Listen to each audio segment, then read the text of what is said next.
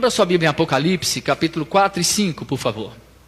Essa é, se eu não estou enganado, a terceira vez que eu prego em Apocalipse, desde que cheguei aqui. Já dá para ver que eu amo o Apocalipse. De fato, apesar de toda a Bíblia ser rica, eu tenho um carinho especial pelo livro do Apocalipse. É um livro que me emociona, que me apaixona e que traz uma mensagem tão profunda, tão bonita, tão linda, de refrigério, de tranquilidade, de segurança na obra de nosso Senhor Jesus Cristo. Apocalipse capítulo 4 e 5. Eu gostaria, na verdade, de falar sobre um versículo específico do capítulo 5.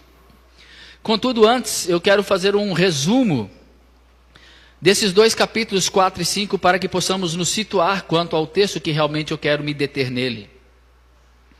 Esses dois capítulos são os capítulos que eu julgo os mais importantes do livro do Apocalipse. Porque eles nos colocam na situação certa para entendermos a história. Esses dois capítulos nos apresentam algo que vai aparecer em todo o livro: o trono de Deus. João é levado até um local onde está o trono de Deus. E é deste trono de Deus, em todo o livro do Apocalipse, que vão sair as ordens. É onde toda a história se realiza, onde toda a história é comandada, é guiada, é dirigida. Vocês viram na passagem do capítulo 19 que nós lemos no início dessa reunião, em que se fala de novo do trono. Tudo volta-se para o trono, e tudo do trono provém. Portanto, essa passagem do capítulo 4 e 5 nos coloca no ponto em que Deus é visto como o soberano, o todo-poderoso, o Senhor da história, que não há absolutamente nada em toda a história humana que fuja ao controle de Deus. A mensagem do Apocalipse é uma mensagem que tem sido perdida pelas pessoas porque elas leem o Apocalipse e ficam preocupadas com os detalhes dos símbolos apresentados. As pessoas leem e ficam ali perdidas, querendo entender o significado daqueles personagens estranhos que aparecem, dos números, dos cenários, dos eventos, e lendo e preocupando-se em entender essas coisas, elas acabam perdendo a essência do livro, que é a mensagem. Portanto, apenas para te dar uma dica bem simples para o entendimento melhor do Apocalipse, ao lê-lo, não se preocupe com esses detalhes dos símbolos, dos animais, das cabeças, dos chifres e de tudo mais que aparece como simbolismo ali. Olhe para a mensagem, olhe para a declaração que é feita naquele texto, não para a descrição de eventos e personagens. Olhe para declarações que são feitas com clareza e que nos trazem, portanto, a mensagem. Fazendo assim, você já receberá muito daquilo que é a mensagem do Apocalipse, sem se perder naqueles detalhes, muitas vezes mirabolantes e impossíveis de serem entendidos. E qualquer tentativa de identificar aqueles cenários, aqueles personagens, com personagens da história real, acaba sendo totalmente tolo, descabido, e se verifica rapidamente o erro de tal tentativa. Portanto, eu jamais perdi meu tempo tentando fazer essas identificações ou fazer profecias baseadas em texto do livro do Apocalipse, porque isso não tem o menor valor. Transformam-se naquilo que popularmente chamamos de profetadas, porque não se realizam, porque são realmente descabidas. Esse texto, capítulo 4 e 5 do Apocalipse, nos mostram que nós podemos confiar nessa mensagem que foi passada para os nossos antepassados, para aqueles aos quais João escreveu este Apocalipse, que Deus está no controle de todas as coisas. Não importa o que esteja acontecendo, não importa se a igreja naquele momento estava sendo duramente perseguida, muitos estavam sendo mortos por sua fé. Não importam as circunstâncias da existência deles, eles estavam recebendo da parte de Deus a mensagem de que do trono de Deus tudo está sob controle.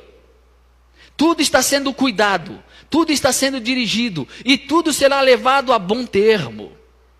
Não existe em hipótese alguma, a ideia tão errônea, trazida pela igreja de uma luta entre Deus e o diabo. Deus não está nessa guerra contra o diabo.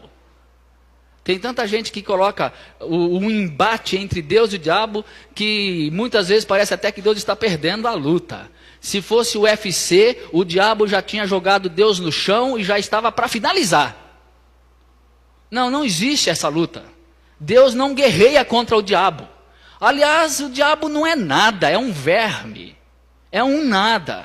A propósito, lá no final do livro do Apocalipse, quem pega o diabo pelo colarinho, quem dá nele uma gravata, quem bota ele no chão e finaliza, não é Deus, não é Jesus, é um anjo.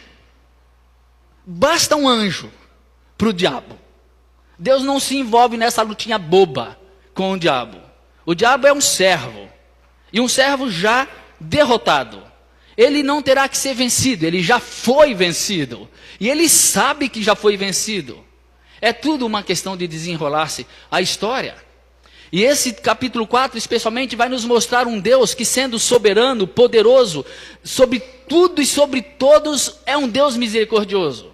Enquanto age com justiça, enquanto age na história, dirigindo e derrotando aqueles que opõem-se, esse Deus é um Deus cheio de graça, cheio de misericórdia, cheio de bondade.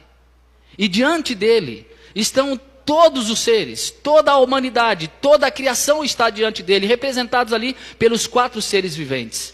Nesse capítulo 4 eu queria apenas ler os últimos versos, que diz, versos 9 e 10, toda vez que os seres viventes dão glória, honra e graças àquele que está assentado no trono e que vive para todo sempre, os 24 anciãos se prostram diante daquele que está assentado no trono e adoram aquele que vive para todo sempre. Eles lançam as suas coroas diante do trono e dizem: Tu, Senhor, olha aqui uma declaração, Tu, Senhor e Deus nosso, és digno de receber a glória, a honra e o poder, porque criaste todas as coisas, e por tua vontade elas existem e foram criadas. Esses 24 anciãos, representando todo o povo de Deus redimido, todo o povo de Deus lavado pelo sangue de Jesus, do Cordeiro, e que tinham tronos que estavam diante do trono de Deus, e que tinham recebido a coroa da vida, a coroa da justiça, aquela mesma coroa da qual o apóstolo Paulo diz que estava reservada a ele e a todos quantos amam a vinda do Senhor. O apóstolo Paulo disse isso a Timóteo: eu combati o bom combate, completei a carreira, guardei a fé, já agora a coroa da justiça me está guardada, a qual o Senhor, reto juiz, me dará, e não somente a mim. E de novo ele fala de nós, mas a todos quantos amam a sua vinda. Nós receberemos a coroa da vida, a coroa da justiça, a coroa da vitória, a coroa da redenção. Mas veja que nesse texto, os 24 anciãos pegam a coroa, cada um pega a sua coroa e lança a coroa diante do trono, aos pés daquele que está sentado no trono, como dizendo: tudo aquilo que recebemos, nós o recebemos por tua graça, por tua misericórdia, e tu és digno dessa coroa. Essa coroa é tua e não nossa. Se nós a temos por tua graça, por tua bondade, porque só tu, de fato, és digno dela. E assim, tudo aquilo que nós damos, nós recebemos, nós apresentamos de volta ao Senhor, por gratidão, por reconhecimento de sua graça, da sua glória, do seu poder. E vem o capítulo 5. Então vi na mão direita daquele que está sentado no trono um livro em forma de rolo, escrito de ambos os lados e selado com 7 selos. Vi um anjo poderoso proclamando em alta voz: quem é digno de romper os selos e de abrir o livro? Mas não havia ninguém, nem no céu, nem na terra, nem debaixo da terra, que pudesse abrir o livro ou sequer olhar para ele. Eu chorava muito, porque não se encontrou ninguém que fosse digno de abrir o livro e de olhar para ele. Então um dos anciãos me disse: não chore. Eis que o leão da tribo de Judá, a raiz de Davi, venceu para abrir o livro e os seus 7 selos. O livro selado com 7 selos. A história, toda a história humana, o desenrolar da história selada. E não havia uma única pessoa digna de abrir esses selos e de guiar a história, fazer a história, liderar a história, redimir a história, libertar a história. Ninguém, nem no céu, nem na terra, nem debaixo da terra, não se encontra ninguém que possa tomar nas mãos a história humana e guiá-la, e liderá-la, e libertá-la. Não há. Muitos homens no decorrer de toda a história têm tomado para si tentado tomar para si esse poder. A libertação da história, a liderança da história, o domínio da história, o controle da história jamais estará nas mãos de homens. Se nós confiamos em sistemas de governo como sendo aqueles que podem libertar a história humana, estamos totalmente enganados. E os nossos amigos do norte da América acham que a democracia é a solução para o mundo islâmico e tentam impô-la à força. Estão tão enganados. Nenhum sistema é capaz de controlar, dirigir e libertar a história. Nenhum político, nenhum homem, nenhum partido. As nossas esperanças quanto à nossa história, a história humana e a transformação da história humana não estão em homens, não está em homens, não está em sistemas, não está em governos, não está em ninguém em nenhum outro lugar. E aqui João se vê diante desse livro selado, e no livro do Apocalipse nós vamos observar que esse livro selado e tendo os seus selos abertos, descortina toda a história. O antes, do ponto de vista de quem estava escrevendo, João, revelando coisas que já tinham acontecido na história. Coisas que estavam acontecendo naquele momento em que ele escrevia, coisas que aconteceriam no futuro. Toda a história está nesse livro, selado com 7 selos. E enquanto João chorava, um dos anciãos diz a ele: não chore, porque alguém foi encontrado digno de dirigir essa história. E ele diz que o leão da tribo de Judá, a raiz de Davi, venceu para abrir o livro e os seus 7 selos. Jesus é o leão da tribo de Judá. Ele é o filho de Davi, como nós bem sabemos. E ele é digno de abrir o livro, não para vencer, mas porque venceu. Porque com seu próprio sangue, ele recebeu o poder para isto. Pelo seu próprio sangue, ele venceu e ele redimiu a história. Por isso, ele pode tomar nas suas mãos. E diz o verso 6, depois vi um cordeiro que parecia ter estado morto, em pé, no centro do trono. Pense nessa imagem. Há um trono no qual está assentado Deus Pai. E diante desse trono, no centro do trono, está o cordeiro, que é Jesus, que parecia ter estado morto, mas estava vivo, ressurreto, em pé, cercado pelos 4 seres viventes e pelos anciãos. À volta do trono e do cordeiro, temos os 24 anciãos e os 4 seres viventes rodeando-os. Ele tinha 7 chifres e 7 olhos, que são os 7 Espíritos de Deus enviados a toda a terra, que perscruta toda a história, toda a humanidade, toda a realidade, toda a verdade, todo o coração, todo o segredo, todo o mistério. O Espírito de Deus. Ele se aproximou, diz o verso 7, e recebeu o livro da mão direita daquele que estava sentado no trono. O Cordeiro tomou a nossa história em suas mãos. Sendo nós indignos de redimi-la, ele a redimiu por nós. Ele tem o livro nas mãos. Ele tem a história nas mãos. Ele tem tudo em suas mãos. Por isso nós podemos ficar seguros, tranquilos, de que tudo está muito bem cuidado. Não há o que temer. Não há por que perder a esperança. Não há por que nós nos desfalecermos por causa de lutas, de problemas. A nossa vida, a nossa história, a história da humanidade está nas mãos do único que foi achado digno de abrir os selos. Mas eu quero seguir rápido, porque eu quero parar naquele texto que eu gostaria realmente de me deter nele. Ao recebê-lo, diz o verso 8, os 4 seres viventes e os 24 anciãos prostraram-se diante do Cordeiro. Cada um deles tinha uma harpa e taças de ouro cheias de incenso, que são as orações dos santos. Preciso parar um pouquinho nisso aqui. As nossas orações não passam desapercebidas diante de nosso Deus, não.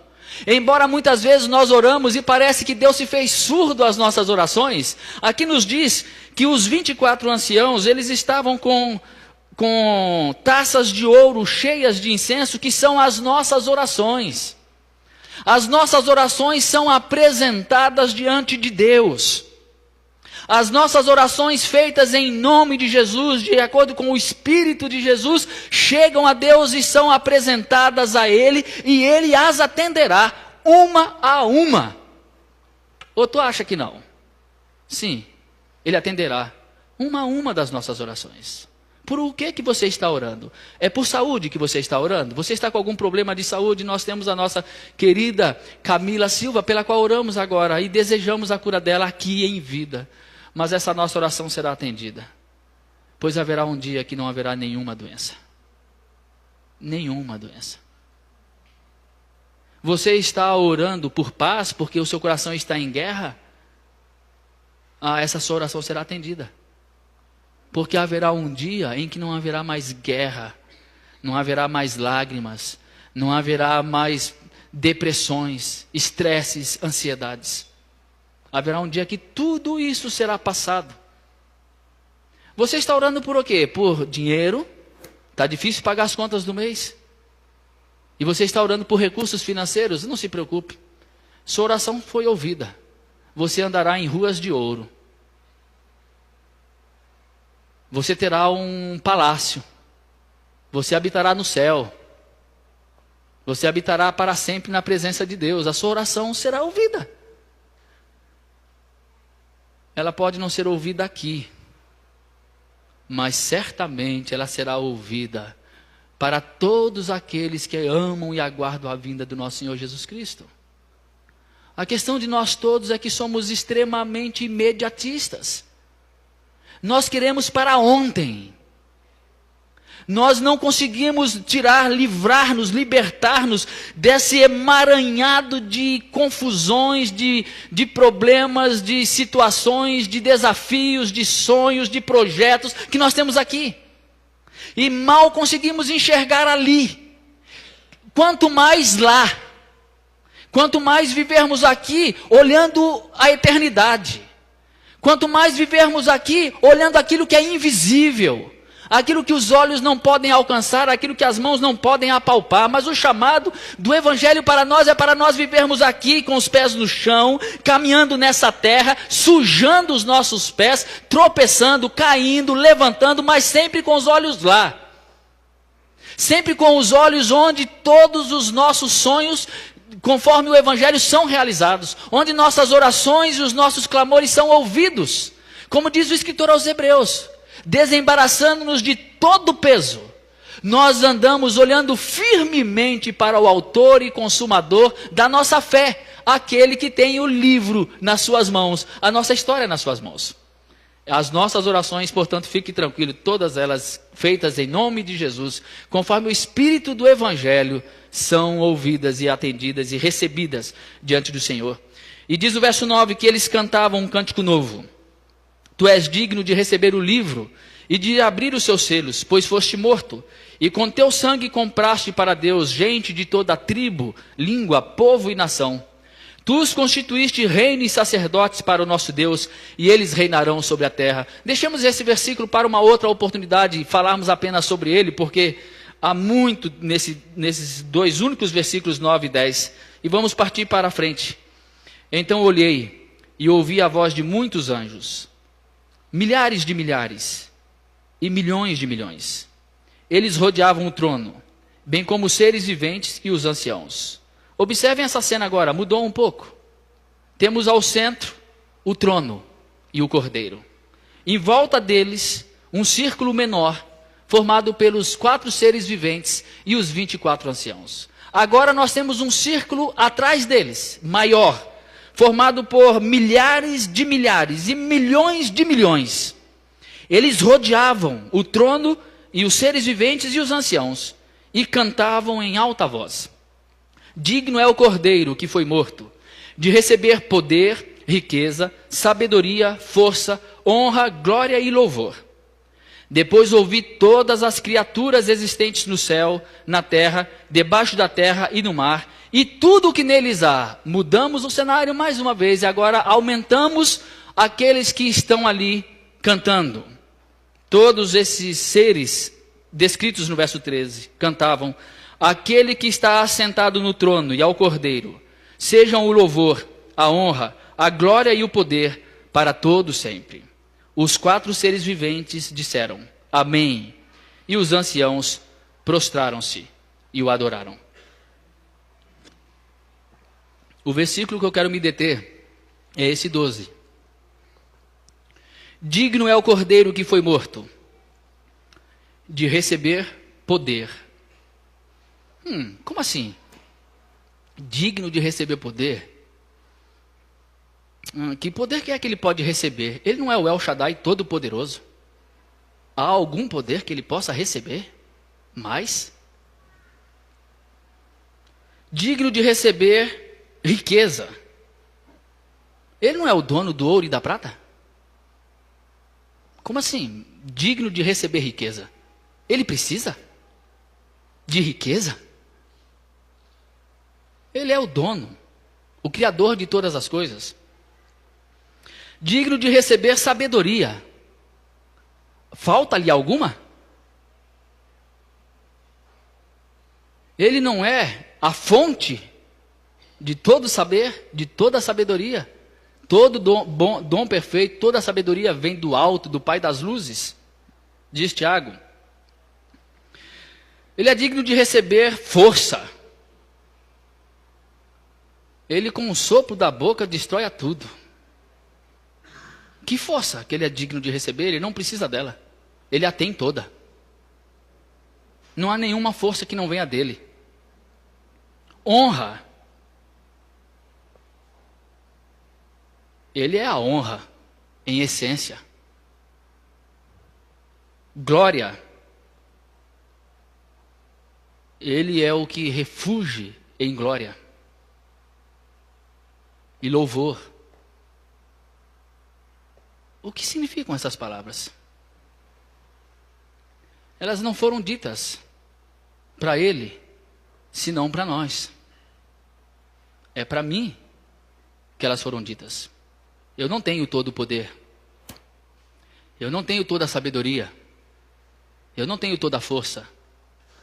Eu não tenho glória, não tenho louvores.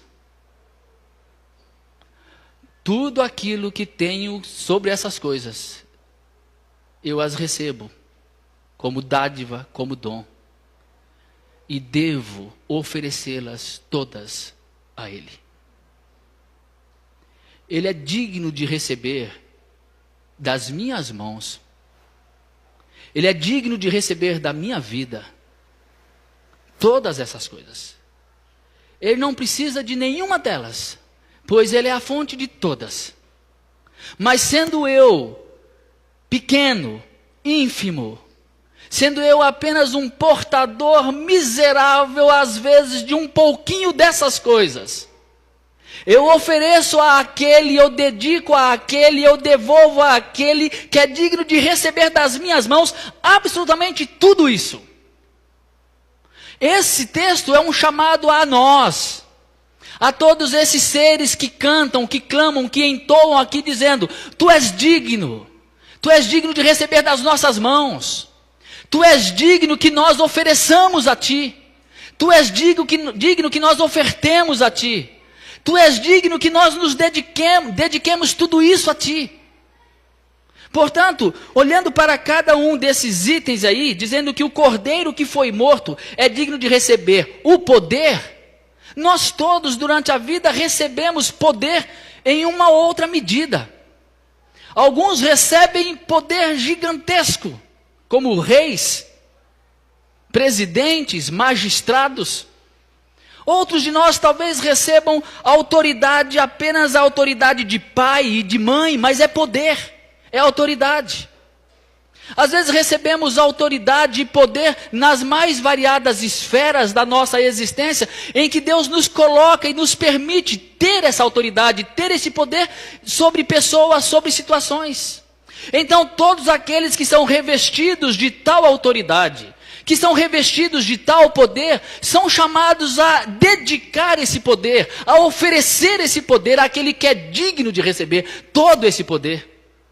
O exercício desse poder é exercido em nome de Cristo, é exercido em nome do Cordeiro que foi morto, e é digno que então eu ofereça a Ele aquilo que dele eu recebi como autoridade, a fim de exercer essa autoridade de forma digna do nome dele.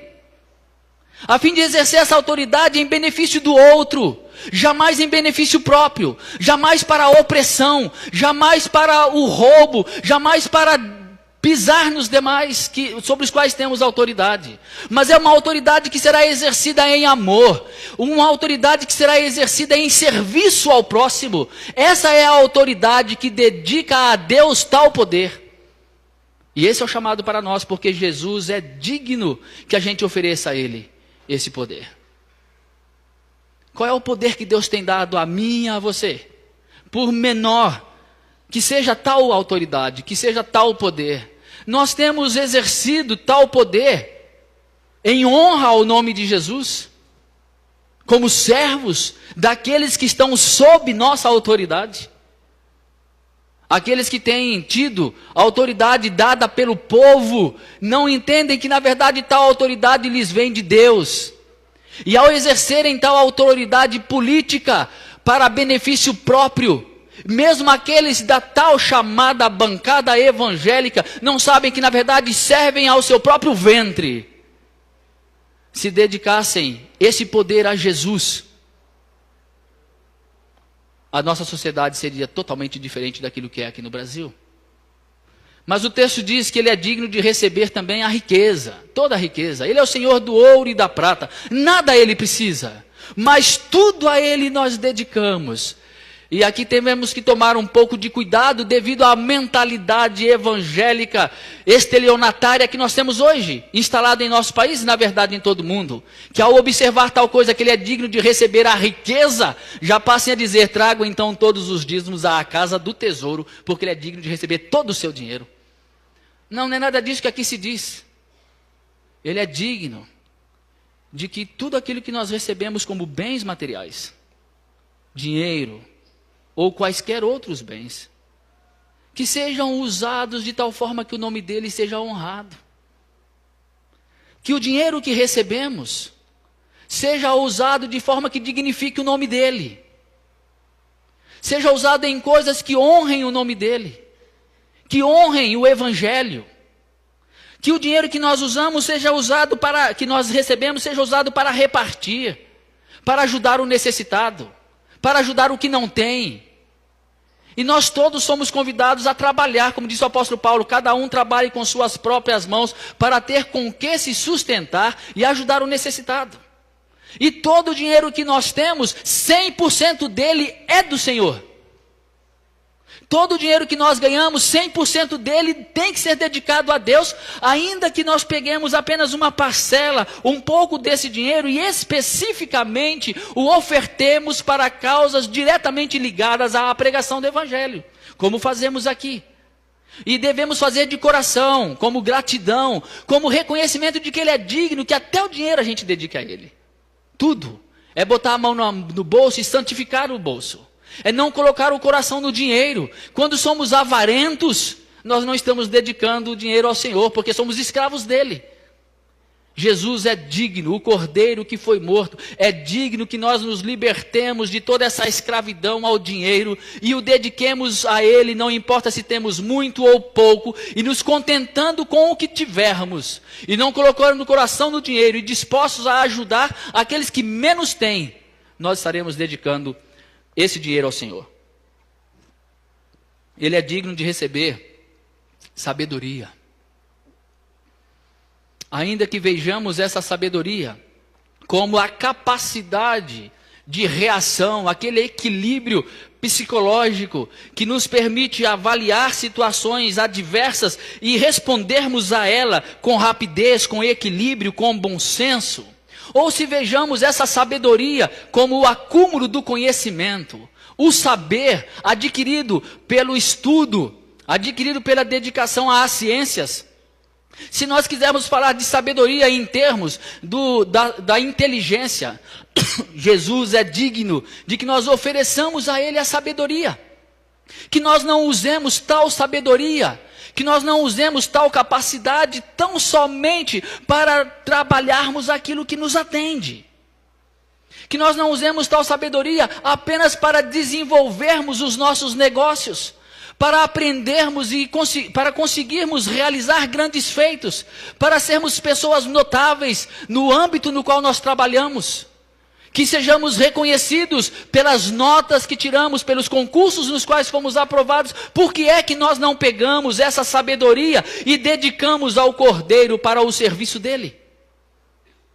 Por que nós não gastamos o tempo pensando, examinando, analisando como é que podemos ser úteis, como é que podemos servir, como é que podemos desenvolver, como é que podemos ser criativos com aquilo que diz respeito ao Evangelho, da graça, da reconciliação, do Cordeiro que derramou o seu sangue e nos enviou ao mundo para anunciar isso.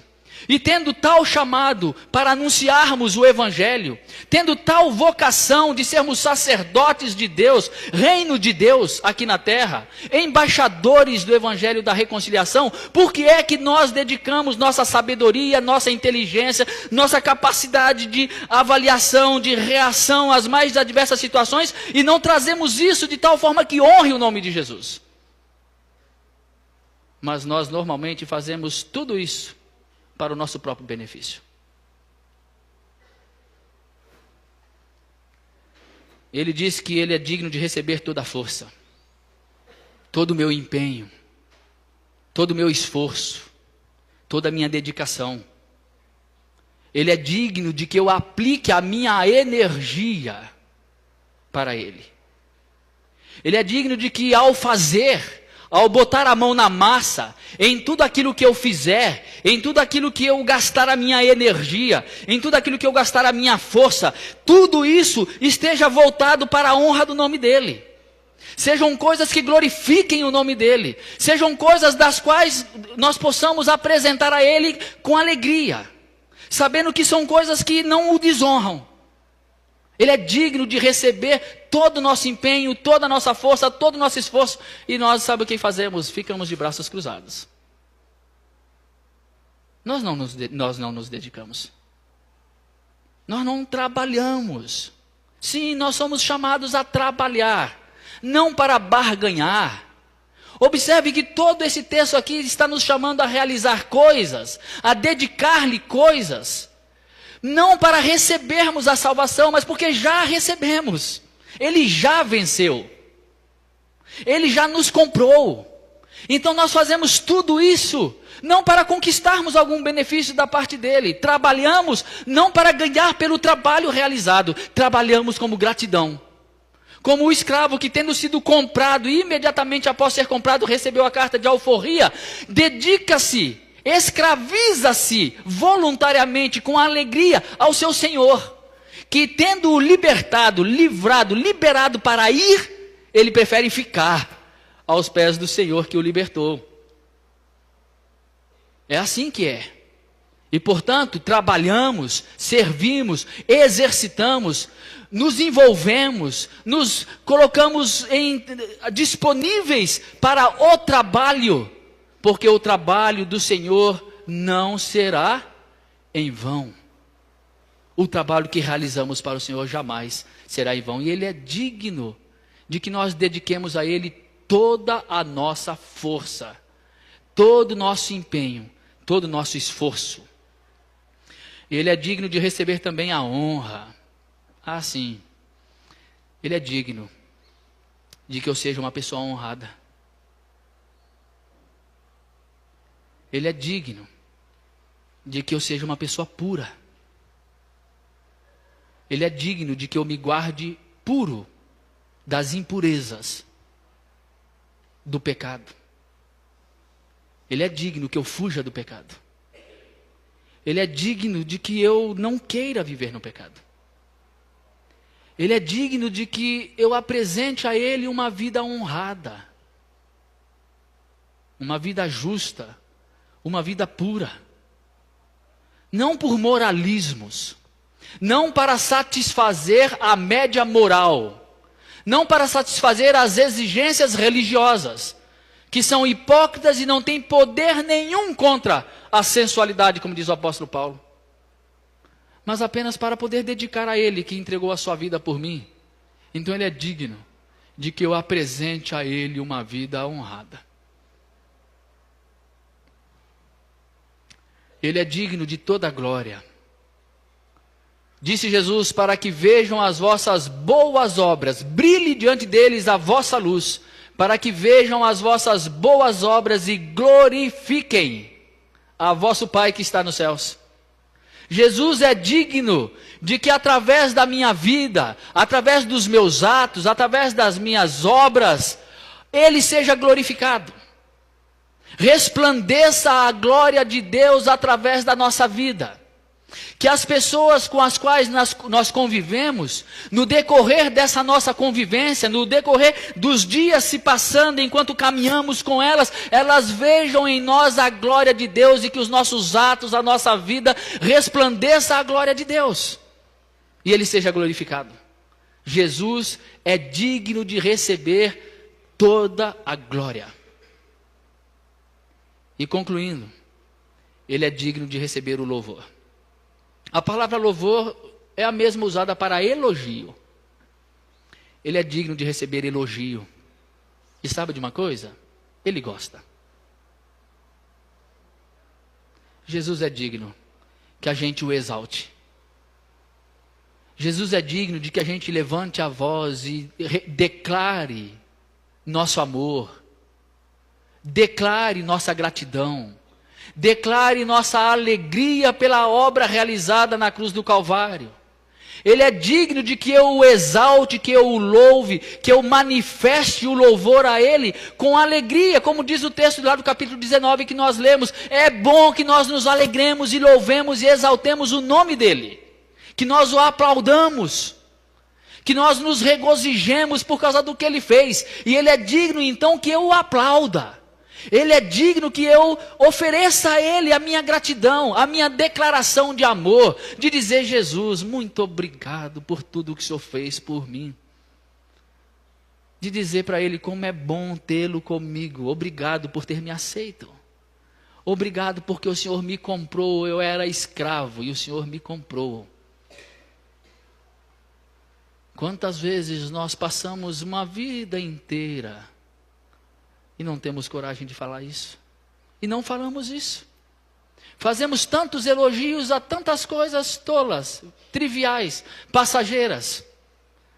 Mas não exaltamos o nome de Jesus em nosso coração e nem nos nossos lábios.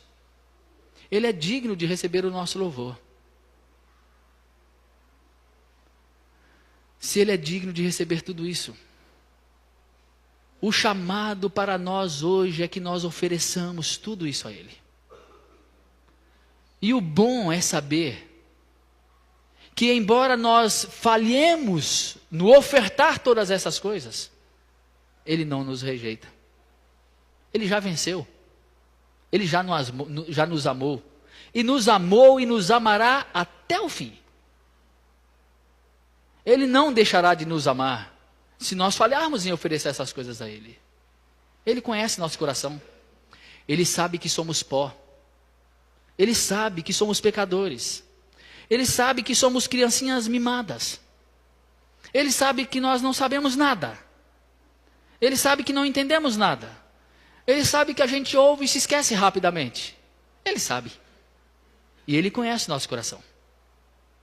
Ele sabe quais os corações que são dele. Ainda que falhem, ainda que tropecem, ainda que andem por aí, caindo e levantando, caindo e levantando. Por isso, nós podemos fazer como os anciãos e como os seres viventes. Amém, disseram eles, e se prostraram e o adoraram. É assim que somos chamados a fazer. Vamos cantar? ao único que é digno de receber a honra e a glória, a força e o poder, ao Rei eterno, imortal, invisível, mas real. A Ele dedicamos o louvor. Vamos ficar em pé e vamos louvá-lo.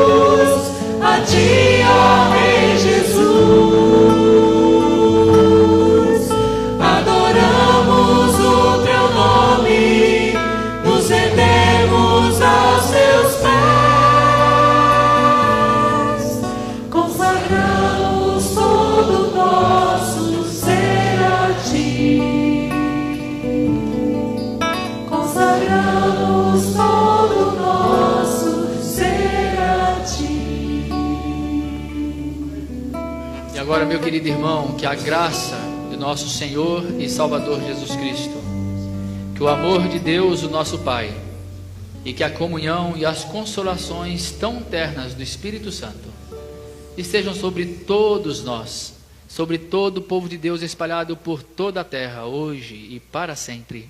Amém. Amém.